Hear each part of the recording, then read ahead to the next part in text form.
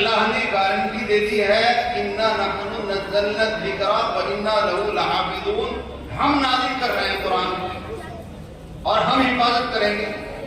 تو ایسا تو نہیں ہو سکتا کہ قرآن کی تو حفاظت ہو، قرآن والوں کی حفاظت نہ ہو۔ قرآن بچا رہے اور قرآن والے مٹ جائیں، قرآن موجود رہے اور قرآن والوں کے کھانے کا مسئلہ کھڑا ہو جائے۔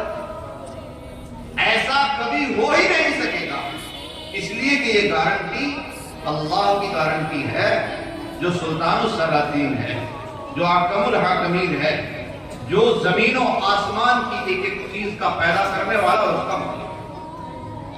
اللہ ہمیں اس یقین کے ساتھ رہنے کی توفیق عطا فرمائے۔ تو ایک بات تو یہ عرض کرنی تھی، اور دوسری بات یہ عرض کرنی ہے کہ قرآن ایک طرف تو قرآن یہ کہہ رہا ہے کہ وہ معمولی کتاب نہیں، قرآن ایک طرف یہ کہہ رہا ہے کہ قرآن کوئی معمولی کتاب نہیں ہے۔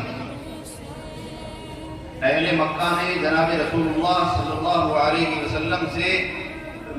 وسلم پر یہ اعتراض کیا، آپ پر یہ الزام لگایا کہ یہ تو انہوں نے اپنے آپ تیار کر لیا، جسے یہ کہہ رہے ہیں کہ اللہ کا کلام ہے، یہ تو اپنے آپ تیار کر رہے ہیں۔ اچھا، اللہ نے فرمایا کہ اگر انہوں نے اپنے آپ تیار کر لی ہے تو تم بھی تیار کر لو۔ اور یہ نہیں فرمایا کہ بھئی ایک ایک آدمی ایک ایک قرآن تیار کرو، ایسا۔ وہ یہ کہہ رہے تھے کہ یہ تو ایک آدمی اس طریقے کا قرآن بنا کر، اس طریقے کی آیتیں بنا کر، ایسی عبارت بنا کر ہمارے سامنے پیش کرتے اور کہتے ہیں اللہ مجھ پر نازل کر رہا ہے۔ تو اللہ نے فرمایا قُلْ لَئِنِ اجْتَمَعَتِ الْإِنسُ وَالْجِنُّ عَلَىٰ أَن يَأْتُوا بِمِثْلِ هَٰذَا الْقُرْآنِ۔ اچھا تم ایسا کرو، تم سارے کے سارے آپس میں مل جاؤ۔ بھئی آپ حضرات کی توجہ ہے، غور تو نہیں ہو رہا آپ؟ ایسا کرو کہ تم تمام کے تمام لوگ آپس میں مل جاؤ، اور انسان ہی نہیں بلکہ جتنے جنات آپ اپنے ساتھ ملا سکتے ہو اتنے جنات بھی ملا دو۔ تمہارا کہنا یہ ہے کہ اکیلے محمد نے یہ کلام پیش کر دیا ہے، ہم آپ کو نہیں کہتے کہ اکیلا اکیلا آدمی ایسا کرو۔ سارے انسان اور سارے جنات مل کر آپس میں، اور دیکھو یہاں کیا کہا جا رہا ہے، یہاں یوں کہا جا رہا ہے کہ ایک دوسرے کی مدد بھی کرے۔ ایک شکل تو یہ ہو سکتی ہے کہ آپ اپنے گھر بیٹھے، میں اپنے گھر بیٹھا ہوں، یہ اپنے گھر بیٹھے، وہ کچھ لکھ رہا، وہ کچھ لکھ رہا، وہ کچھ لکھ رہا، پتہ ہی نہیں چل رہا کون کیا کر رہا ہے۔ لا یاتون بمثلہ ولو کان بعضهم لبعض ظہیرا۔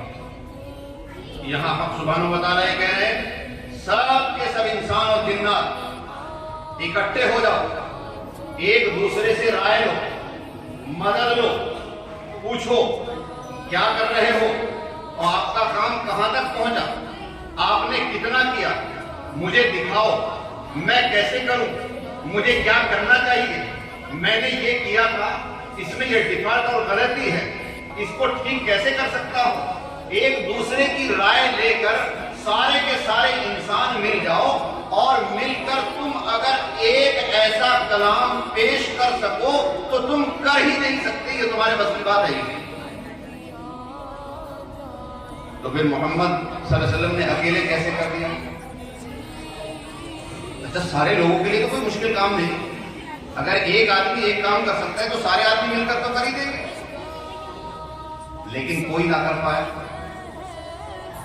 جب سے جناب رسول اللہ صلی اللہ علیہ وسلم نے اپنی نبوت کا اعلان فرمایا تھا، ایسا لگتا ہے، تاریخ پڑھ کر دیکھیے، ایسا لگتا ہے کہ آپ کے مخالفین اور دشمنوں کو آپ کی دشمنی کے علاوہ کوئی اور کام رہا ہی نہیں۔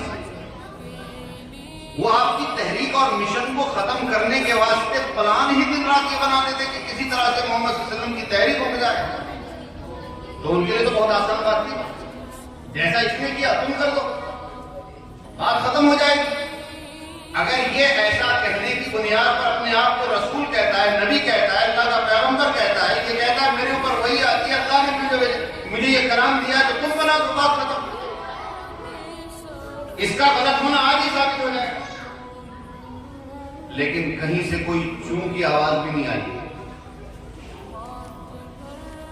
حالانکہ قرآن عربی میں تھا۔ ایسا نہیں کہ وہ اس لینگویج کو نہیں جانتے تھے، ان کی سمجھ میں نہیں آ رہا تھا کہ کیا ہو رہا ہے، لیکن مجال نہیں ہوئی کسی کی ایسا کلام پیش کرنے۔ اور یہ چیلنج اللہ کا اس وقت کے لیے نہیں تھا جب تک آسمان پر سورج چلتا رہے گا، جب تک زمین پر ہوائیں چلتی رہیں گی، جب تک زمین غلہ اگاتی رہے گی، جب تک لوگوں کی سانسیں چلیں گی، تب تک اللہ کا یہ چیلنج پوری دنیا کو ہے کہ آج بھی سارے مل جاؤ۔ ٹیکنالوجی کے اس زمانے میں جب تمہارے پاس لیپ ٹاپ ہے، کمپیوٹر ہے، موبائل ہے، جب تم گوگل کو سرچ کر کے دنیا کی ہر ایک چیز پل بھر میں اپنے سامنے پیش کر سکتے ہو۔ آج اگر ایسا قرآن لا سکتے ہو تو لاؤ، سارے مل کر لاؤ، ساری کمپنیاں مل جائیں تو بھی نہیں لا سکتے۔ مشکل اتنا آسان نہیں ہے۔ عربی میں روزانہ اخبار لکھے جاتے ہیں، بڑی بڑی کتابیں لکھی جاتی ہیں، سینکڑوں جلدوں میں کتابیں لکھی جا رہی ہیں۔ علماء نے عربی پر بڑے سے بڑا کام کر دیا ہے، ہندوستانی علماء نے بڑا کام عربی زبان میں کیا ہے، لیکن قرآن تو نہیں لا سکے۔ بھائی قرآن تو کوئی نہیں بنا سکا۔ یہاں علماء کرام کی جماعت بیٹھی ہے، آپ جانتے ہوں گے ہمارے یہاں ایک بہت مشہور کتاب ہے اعلاء السنن کے نام سے۔ اعلاء السنن حضرت مولانا ظفر صاحب تھانوی رحمۃ اللہ علیہ نے لکھی، حضرت مولانا اشرف علی صاحب تھانوی رحمۃ اللہ علیہ کی تحریک پر۔ مسلک حنفی کی گویا کہ سمجھ لیجیے کہ بنیاد ہے وہ کتاب اعلاء السنن۔ 20 جلدوں میں کتاب لکھی عربی میں۔ علماء عرب نے جب اس کتاب کو دیکھا تو لکھا کہ یہ ایک آدمی کا کام ہو ہی نہیں سکتا، یہ تو پورا ٹیم ورک ہے، یہ تو بہت سارے لوگوں نے مل کر کام کیا ہے۔ تو کہنے کا مطلب یہ ہے کہ اگر کوئی آدمی 20 جلدیں لکھ سکتا ہے تو وہ ایک قرآن بھی لکھ سکتا ہے۔ ایک بھائی 20 ولیوم لا رہا ہے تو ایک ولیوم لانے میں کیا اعتراض ہے، اور ایک آدمی لا رہا، لیکن کوئی نہ لا پایا۔ اللہ کی طرف سے پھر اعلان ہوا چلو جانے دو، تم ایسا کر نہیں سکتے اور کر ہی نہیں سکتے، فاتوا بعشر سور مثلہ، نیچے آ جاؤ، کم کر دیتے ہیں، اس کے جیسی صرف 10 صورتیں بنا دو اور چھوڑ دو کہ کون سی بنانی ہے، بڑی بڑی چھوڑ دو ساری، اونلی 10، جو چاہو۔